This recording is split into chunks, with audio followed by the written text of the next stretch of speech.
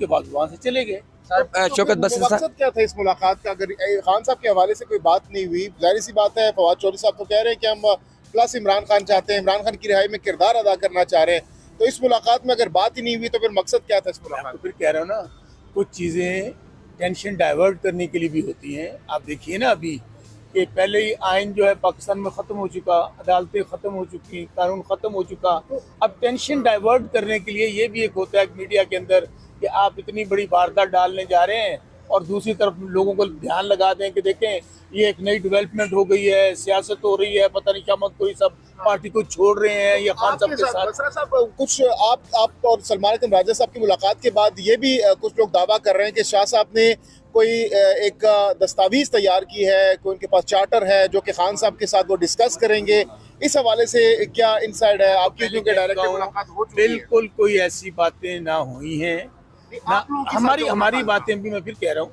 जाहिर है शाह महमूद कुरैशी साहब बहुत सीनियर पॉलिटिशियन हैं, वाइस चेयरमैन है पार्टी के, उनका एक अपना विजन है और आपको खुद पता है आपको कि शाह महमूद कुरैशी साहब, मियाँ महमूद रशीद साहब, चौधरी इजाज साहब, उमर सरफराज चीमा साहब, डॉक्टर यासमीन राशिद साहबा, उन्होंने बाकायदा लेटर्स भी लिखे हैं, गाए बगाए वो पार्टी को भी लिखती हैं। तो उन्होंने कोई ऐसी बात जो अभी एट द मोमेंट कही हो, मैं आपको फिर कह रहा हूँ कि बिल्कुल ऐसी बात नहीं हुई है। जाहिर है कि सियासत के ऊपर डायलॉग है, बातचीत है, वो हमारा उनके साथ पहले भी बात होती थी, अभी भी बात हुई है।